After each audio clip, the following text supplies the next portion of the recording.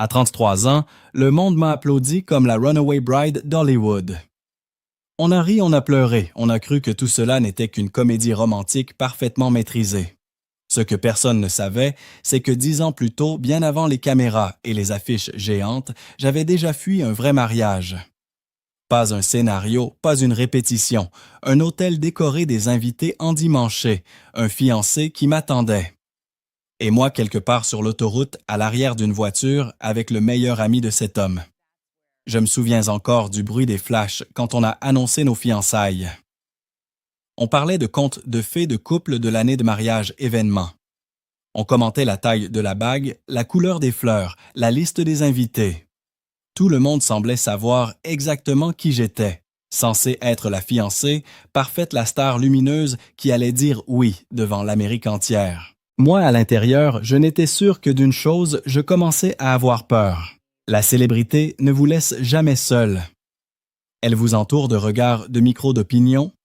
Je regardais les unes de magazines, les talk shows, les photos volées, et j'avais l'impression de voir une autre femme. Une Julia fabriquée parfaitement maquillée, toujours souriante. Celle-là voulait se marier. Celle-là était prête. Mais la Julia qui rentrait seule le soir, qui enlevait ses chaussures au milieu du salon, ne savait même pas si elle croyait encore à l'idée de pour toujours. Un jour, dans un couloir de studio, j'ai entendu un journaliste dire « Ce sera le mariage le plus hollywoodien de la décennie, qu'elle le veuille ou non, qu'elle le veuille ou non. » La phrase m'a frappé comme une gifle. Pour la première fois, j'ai eu la sensation que mon propre mariage n'était plus un choix, mais un spectacle déjà écrit que je devais juste jouer jusqu'au bout. Et au fond de moi, une petite voix a murmuré quelque chose que je n'osais pas encore écouter. Et si tu refusais le rôle, à l'époque, je sortais à peine de ce que tout le monde appelait le miracle Pretty Woman. En quelques mois, je suis passé d'actrice prometteuse à fiancée de l'Amérique.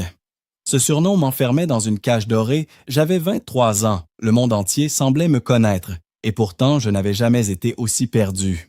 Les journées étaient des marathons interviews, séances photos, réunions.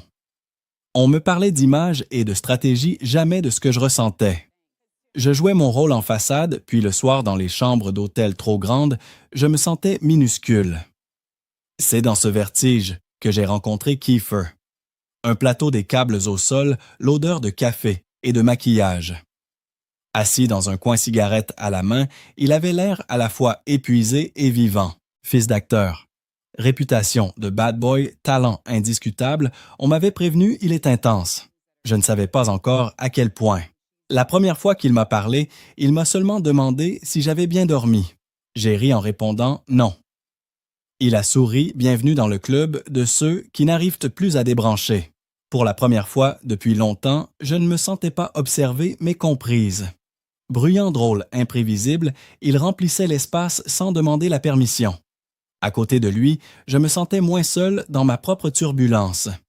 Il ne me traitait pas comme une image, mais comme une partenaire. Nos conversations ont rapidement dépassé les banalités. Il me parlait de sa famille, de ses colères, de ses peurs. Je lui confiais mes doutes, la sensation de ne pas mériter tout ce qui m'arrivait. Avec lui, j'apprenais une autre façon d'exister dans ce milieu plus brut, plus honnête. Son intensité m'effrayait autant qu'elle m'attirait. Moi qui contrôlais chaque geste, je découvrais quelqu'un qui semblait refuser toute forme de contrôle. C'était dangereux, mais le danger à ce moment-là ressemblait étrangement à la liberté. Peu à peu, les frontières se sont mises à bouger. Les scènes main dans la main laissaient des traces après le clap de fin. Les plaisanteries entre deux prises devenaient plus lourdes de sens. Je guettais sa voix dans un couloir. Un soir, il m'a raccompagné jusqu'à ma voiture, a posé sa veste sur mes épaules sans un mot. Le geste était simple, mais j'ai senti quelque chose se déplacer en moi. Je ne sais pas quand notre complicité est devenue autre chose. C'est toujours une accumulation de petites choses, un appel trop tard, un message qui compte un peu trop. Un matin, en me regardant dans le miroir d'une loge, je me suis entendu penser « Je ne traverse plus cette folie toute seule ». Cette pensée-là m'a fait autant de bien qu'elle aurait déjà dû m'inquiéter. La demande en mariage est arrivée comme tout le reste à cette époque, trop vite, trop fort. Nous étions ensemble depuis peu, mais on parlait déjà de couples iconiques de nouvelle royauté d'Hollywood. Les producteurs souriaient, les attachés de presse calculaient, les magazines imaginaient les photos du grand jour. Quand il s'est agenouillé un soir dans un salon presque vide, j'ai senti autant le poids de ses yeux que celui des regards invisibles du monde entier sur ma nuque. J'ai dit oui. Je l'aimais ou je croyais l'aimer comme on aime à 23 ans, passionnément sans nuance. En coulisses, tout s'emballait déjà, contraste fiançailles rêvé par les studios, promesse d'un storytelling parfait. La bague a glissé à mon doigt comme un accessoire de plus. Les flashs ont crépité, j'ai souri en pensant surtout « Tu es en train de te regarder dire oui au lieu de le vivre ». Les semaines suivantes ont été avalées par la machine. On a fixé une date, choisi un lieu. Chaque décision impliquait des gens que je ne connaissais pas, wedding planner, designer, responsable d'image. On me montrait des croquis, des mood boards, avec mon nom en lettres d'or, ce sera le mariage de la décennie. On ne me demandait pas si j'avais besoin de temps, seulement si je préférais des roses blanches ou crème. Je jouais mon rôle de fiancé, appliqué robe, menu, essayage. Mais plus les jours passaient, plus j'avais l'impression d'être une figurante dans ma propre histoire. Chaque détail semblait pensé pour la photo parfaite, la traîne l'allée de l'église, le coin du jardin pour le baiser officiel. On ne parlait pas de nous seulement de ce que le public attendait de voir. Les médias comptaient les jours. Les émissions spéculaient sur la liste des invités, le prix de la robe, le nombre de bouteilles de champagne. Un soir, je suis tombé sur une couverture. Elle s'apprête à vivre le plus beau jour de sa vie. J'étais en pyjama assise par terre, au milieu de cartons de décoration. J'ai murmuré « Ah bon, parce que moi je n'en suis pas si sûr. » Autour de moi, tout le monde semblait plus excité que moi. Mes proches parlaient coiffure logistique. Les studios voyaient déjà l'affiche parfaite, la star romantique, enfin, marier le rêve américain bouclé en happy end. Je répondais mécaniquement. Oui, bien sûr. Magnifique. Parfait. À force de répéter ces mots, ils ont perdu tout sens. Je crois qu'il était sincère à sa manière. Il voulait m'épouser, prouver qu'il pouvait être stable malgré ses démons. Mais là où lui voyait un défi, je voyais un décor qui se refermait sur nous comme une cage luxueuse. Plus la date approchait, plus j'entendais cette petite voix. Et si tout cela n'était pas pour toi? Et si tu confondais amour et scénario bien ficelé? La veille d'un essayage important, quelqu'un a plaisanté. Des millions de petites filles rêvent d'être à ta place. J'ai souri poliment. Dans ma tête, une autre phrase s'est imposée. Moi, parfois, j'aimerais être à leur place, à regarder l'histoire de loin, sans avoir à la porter sur mes épaules. La fissure est devenue impossible à ignorer. Je me couchais tard, le cœur serré, avec l'impression de courir vers un mur que tout le monde trouvait magnifique. On m'assurait que ce serait le plus beau jour de ma vie. Moi, je ne pouvais pas m'empêcher de penser. Et si le plus beau jour de ma vie, c'était celui où j'aurais enfin le courage de dire non? Les fissures ne sont pas apparues d'un coup. Elles se sont glissées dans notre histoire comme de la buée sur un miroir retard, qu'on excuse promesse, faite trop vite, soirée annulée. Et puis ses excès, sa façon de brûler la vie par les deux bouts. Au début, je trouvais ça fascinant. Ensuite, j'ai commencé à avoir peur. Les disputes ressemblaient à des feux d'artifice rapides, bruyantes, spectaculaires. On s'aimait fort, on se heurtait fort. Il élevait la voix, je me refermais, puis venaient les excuses, les grandes scènes de réconciliation. Entre deux, la fatigue s'installait. Je marchais sur la pointe des pieds, attendant l'explosion suivante. C'est à ce moment-là que Jason a vraiment pris place dans le cadre. Il était là depuis longtemps, ami, collègue, présence discrète en coulisses. Là où Kiefer occupait tout l'espace, Jason restait sur les côtés, observant plus qu'il ne parlait. Nos regards s'étaient déjà croisés, mais sans insistance, comme s'il refusait de fouiller là où je ne voulais pas qu'on regarde. Un soir vidé par le tournage, la pression du mariage et les engueulades, je me suis retrouvé seul sur une terrasse. Jason est sorti fumer. Il m'a vu s'est approché, « Tu as l'air épuisé », a-t-il dit. « Pas magnifique, pas incroyable, épuisé. » J'ai ri presque en sanglotant. Il ne m'a pas bombardé de questions. Il s'est assis à côté de moi à une distance respectueuse, en regardant le ciel. Ce silence-là m'a fait plus de bien que tous les discours. Nos conversations se sont multipliées. D'abord par hasard, puis par habitude, loge, couloir, trajets en voiture. Il voulait savoir comment j'allais pas, ce que j'allais porter ou annoncer. Je lui ai parlé des préparatifs, de l'euphorie générale, de mon malaise invisible. Il écoutait, hochait la tête, lâchait parfois un ça doit être lourd qui sonnait comme une validation. Il ne critiquait jamais Kiefer, ne se posait pas en juge, il constatait. Et je me surprenais à lui confier des parts de moi que je n'osais même plus affronter seul. Un jour, je lui ai dit « J'ai l'impression que mon mariage appartient plus aux autres qu'à moi. » Il a tiré sur sa cigarette, puis a répondu « Alors, il va falloir que quelqu'un te le rende. » Je ne savais pas encore que cette phrase serait une fracture. Je ne prétendrais pas que tout était noir d'un côté et blanc de l'autre. Kiefer n'était pas un monstre. Il se débattait avec ses démons, ses blessures. Il m'aimait à sa manière, avec ses excès, ses excuses maladroites. Mais je me sentais écrasé entre sa tempête et les attentes du monde.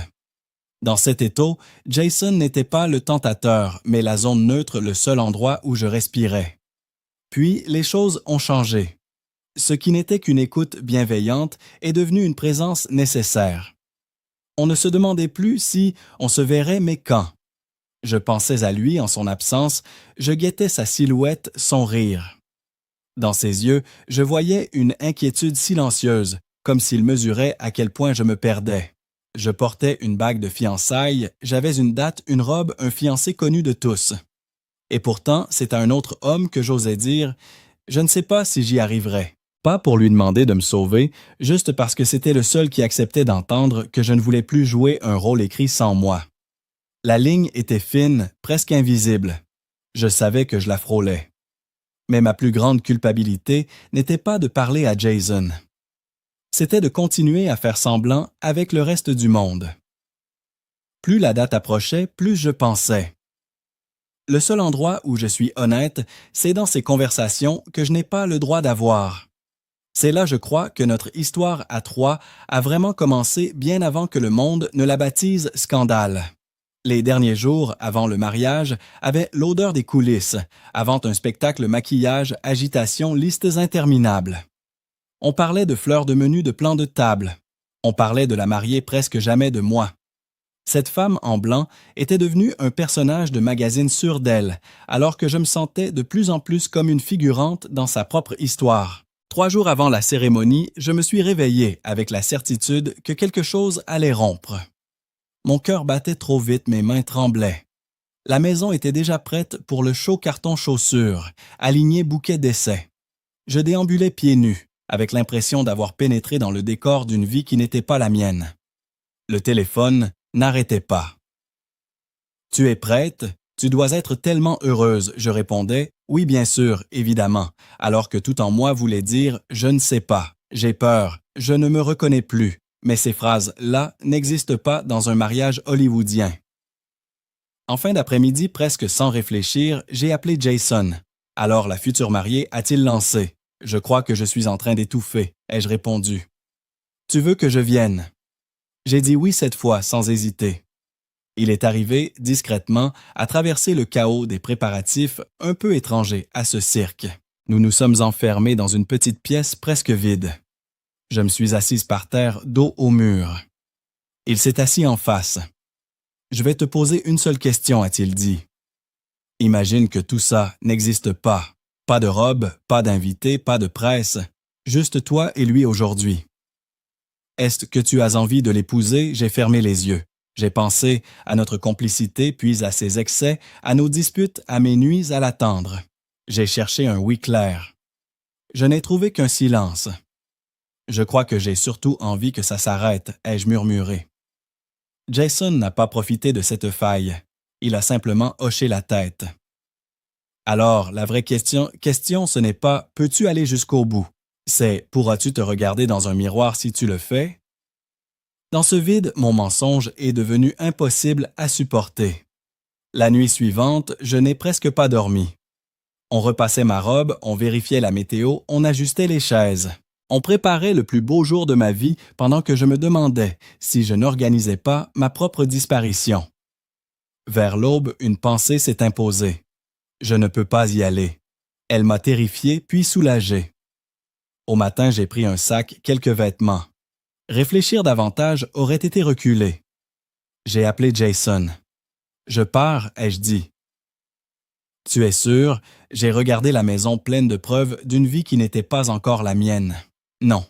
Mais je suis sûr de ne pas pouvoir rester. 1 heure plus tard, j'étais à l'arrière d'une voiture, la tête contre la vitre, à regarder la ville s'effacer. Fleurs, rubans, église, invités, fiancés, tout restait derrière moi comme un décor abandonné. À côté de moi, Jason ne disait presque rien. Sa présence suffisait à rendre la fuite réelle. Ce jour-là, quelque part dans une église pleine, quelqu'un a dû annoncer que la mariée ne viendrait pas. Les journaux se sont emparés de l'histoire, l'ont transformée en scandale. On m'a traité de capricieuse d'ingrate, de runaway bride avant même le film. Mais à l'instant où l'on m'attendait devant l'autel, je n'étais plus une héroïne romanesque. J'étais juste une femme qui, pour la première fois depuis longtemps, refusait un rôle qu'on avait écrit sans elle. Les jours qui ont suivi ont ressemblé à une chute au ralenti. Avant même que j'aie le temps de comprendre ce que j'avais fait, les titres avaient déjà décidé pour moi, elle l'a abandonnée devant l'autel, la fiancée ingrate d'Hollywood. Elle s'enfuit avec le meilleur ami du groom. Chaque journal fabriquait une version plus simple, plus cruelle, plus vendable de moi. Je lisais ces phrases comme si elles parlaient d'une inconnue, mais c'était bien mon visage sur toutes les couvertures. Je ne prétendrai pas être une victime. J'ai blessé des gens. J'ai brisé un homme qui, malgré tout, avait mis son espoir en moi. J'ai placé Jason dans une position impossible entre sa loyauté et sa conscience. Je le savais. Mais je savais aussi qu'en restant, j'aurais passé ma vie à jouer un mariage auquel je ne croyais déjà plus. Il n'y a pas de façon élégante de fuir un autel. Il n'y a que la vérité qu'on accepte ou qu'on enterre. Les années ont passé. Chacun a suivi sa route avec ses cicatrices et son silence. Les journaux ont trouvé d'autres scandales. Ma vie s'est remplie d'autres films, d'un amour plus calme, d'une famille construite loin des projecteurs. Puis un jour, on m'a proposé un scénario, une femme qui fuit ses mariages à la dernière minute. Runaway Bride. Le monde a trouvé ça romantique drôle. Moi, j'y ai vu un miroir déformé. Sur le plateau en robe blanche lancé au galop, je me suis demandé combien saurait que derrière la comédie se cachait un vieux tremblement. Personne n'avait besoin de le savoir. Il me suffisait de reconnaître que ce jour de 1131 avait été plus qu'un scandale, une naissance brutale. Le moment où j'ai compris que si je laissais Hollywood écrire mon histoire d'amour, je ne m'y retrouverais jamais. Aujourd'hui, quand on me demande si je regrette, je n'ai pas de réponse simple. Je regrette la douleur causée, les blessures inutiles, les nuits, où je me suis demandé si j'avais franchi une ligne irréversible. Mais je ne regrette pas d'avoir refusé un oui qui n'était pas le mien. On peut toujours rejouer une scène, pas recommencer sa vie. Alors, quand on m'appelle encore Runaway Bride, je souris. Ils pensent à parler d'un film. Moi, j'entends l'histoire d'une femme qui a eu un jour assez de courage ou assez de peur pour ne plus se trahir. Et si c'est le rôle qu'on retient de moi, ce n'est peut-être pas le pire héritage.